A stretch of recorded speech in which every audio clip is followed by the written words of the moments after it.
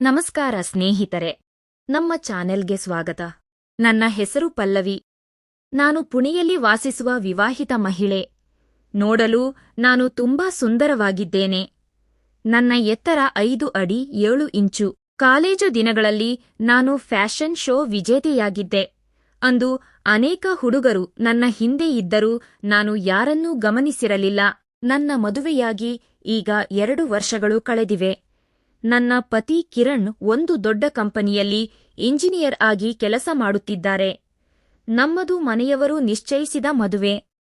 ಅವರ ತಂದೆ ಸರ್ಕಾರಿ ಕೆಲಸದಲ್ಲಿದ್ದ ಕಾರಣ ಈ ಸಂಬಂಧ ನಮ್ಮ ಕುಟುಂಬಕ್ಕೆ ತುಂಬಾ ಒಳ್ಳೆಯದು ಎಂದು ಅನ್ನಿಸಿತ್ತು.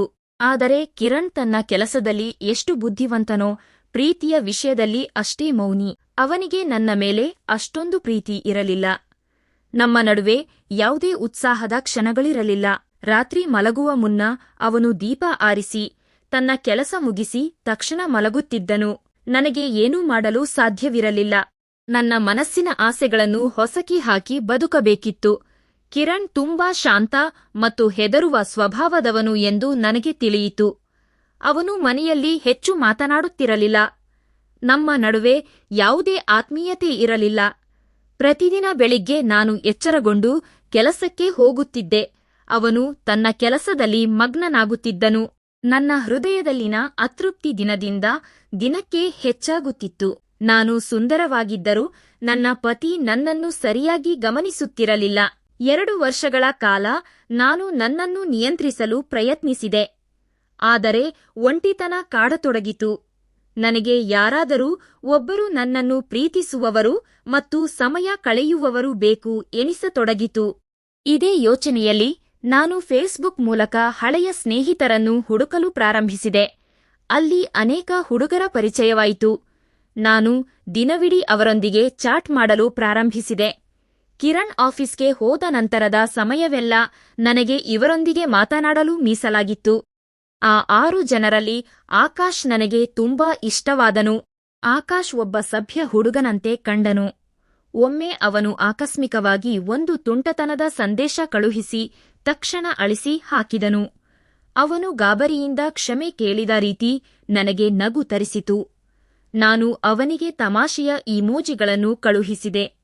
ಅಲ್ಲಿಂದ ನಮ್ಮ ನಡುವಿನ ಮಾತುಕತೆ ಮತ್ತು ಸ್ನೇಹ ಇನ್ನಷ್ಟು ಆಪ್ತವಾಗುತ್ತಾ ಹೋಯಿತು. ಒಂದು ದಿನ ಬೆಳಿಗ್ಗೆ ಕಿರಣ್ ಪಕ್ಕದಲ್ಲೇ ಮಲಗಿದ್ದಾಗ ಆಕಾಶ್ನಿಂದ ಒಂದು ಸಂದೇಶ ಬಂದಿತು. ಅದು ಸ್ವಲ್ಪ ವಿಭಿನ್ನವಾದ ಫೋಟೋ ಆಗಿತ್ತು.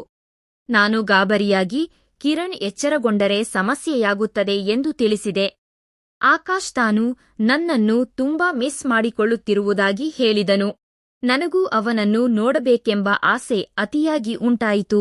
ನಂತರ ನಾನು ಅವನಿಗೆ ನಮ್ಮ ಮನೆಯ ವಿಳಾಸ ಕಳುಹಿಸಿದೆ. ಅವನು ಬರಲು ಒಪ್ಪಿಕೊಂಡನು. ಅಂದು ಕಿರಣ್ ಆಫೀಸ್ಗೆ ಹೋದ ನಂತರ ನಾನು ಸ್ನಾನ ಮಾಡಿ ಸುಂದರವಾಗಿ ತಯಾರಾದೆ. ಗುಲಾಬಿ ಬಣ್ಣದ ಪಂಜಾಬಿ ಉಡುಪು ಧರಿಸಿ ಆಕಾಶ್ಗಾಗಿ ಕಾಯುತ್ತಿದ್ದೆ. ನನ್ನ ಹೃದಯದ ಬಡಿತ ಜೋರಾಗಿತ್ತು. ಸುಮಾರು 12 ಗಂಟೆಗೆ ಆಕಾಶ್ ನಮ್ಮ ಕಟ್ಟಡಕ್ಕೆ ಬಂದನು. ಅವನು ನೀಲಿ ಶರ್ಟ್ ಮತ್ತು ಫಾರ್ಮಲ್ ಬಟ್ಟೆಯಲ್ಲಿ ತುಂಬಾ ಸುಂದರವಾಗಿ ಕಾಣುತ್ತಿದ್ದನು. ನಾನು ಅವನನ್ನು ಒಳಗೆ ಕರೆದು ಸೋಫಾದ ಮೇಲೆ ಕುಳಿತುಕೊಳ್ಳಲು ಹೇಳಿದೆ. ಅಡುಗೆ ಮನೆಯಿಂದ ನೀರು ತಂದುಕೊಟ್ಟೆ. ನಾವಿಬ್ಬರೂ ಸ್ವಲ್ಪ ಭಯಭೀತರಾಗಿದ್ದೆವು, ಏಕೆಂದರೆ ಇದು ನಮ್ಮಿಬ್ಬರಿಗೂ ಹೊಸ ಅನುಭವವಾಗಿತ್ತು. ನಾನು ಏನಾದರೂ ಸಂಭಾಷಣೆ ಶುರು ಮಾಡಬೇಕೆಂದು ನಿರ್ಧರಿಸಿದೆ. ನಾನು ಅವನಿಗೆ ನಮ್ಮ ಮನೆಯನ್ನು ತೋರಿಸಲು ಮುಂದಾದೆ. ಅಡುಗೆ ಮನೆ ಮತ್ತು ಅತಿಥಿಗಳ ಕೋಣೆಯನ್ನು ತೋರಿಸುತ್ತಾ ಕೊನೆಯಲ್ಲಿ ನಮ್ಮ ಮಲಗುವ ಕೋಣೆಗೆ ಬಂದೆವು. ಅಲ್ಲಿನ ವಾತಾವರಣ ತುಂಬಾ ನಿಶ್ಶಬ್ದವಾಗಿತ್ತು. ಕಿಟಕಿಯ ಬಳಿ ಹೋಗಿ ಪರದೆಯನ್ನು ಸರಿಪಡಿಸಲು ಹೋದಾಗ ಇದ್ದಕ್ಕಿದ್ದಂತೆ ಆಕಾಶ್ ಬಂದು ನನ್ನನ್ನು ಹಿಂದಿನಿಂದ ತಬ್ಬಿಕೊಂಡನು. ಅಂದು ನಾವಿಬ್ಬರೂ ತುಂಬಾ ಸಂತೋಷವಾಗಿ ಸಮಯ ಕಳೆದವು. ಸ್ನೇಹಿತರೆ, ಆ ದಿನ ಸಂಜೆ 5 ಗಂಟೆಯವರೆಗೆ ಆಕಾಶ್ ನನ್ನ ಜೊತೆಯಲ್ಲಿದ್ದನು. ಅಂದು ನನಗೆ ಜೀವನದ ಹೊಸ ಅರ್ಥ ಸಿಕ್ಕಂತಾಯಿತು. ಕೆಲವೊಮ್ಮೆ ಜೀವನದಲ್ಲಿ ನಾವು ಹುಡುಕುವ ಪ್ರೀತಿ ಅನಿರೀಕ್ಷಿತವಾಗಿ ಸಿಗುತ್ತದೆ. ನನ್ನ ಈ ಕಥೆ ನಿಮಗೆ ಹೇಗೆ ಅನ್ನಿಸಿತು ಎಂದು ಕಮೆಂಟ್ ಮೂಲಕ ತಿಳಿಸಿ. ವಿಡಿಯೋ ಇಷ್ಟವಾಗಿದ್ದರೆ ಲೈಕ್ ಮಾಡಿ ಮತ್ತು ಸಬ್ಸ್ಕ್ರೈಬ್ ಮಾಡಿ. ಮುಂದಿನ ಕಥೆಯಲ್ಲಿ ಸಿಗೋಣ. ಧನ್ಯವಾದಗಳು.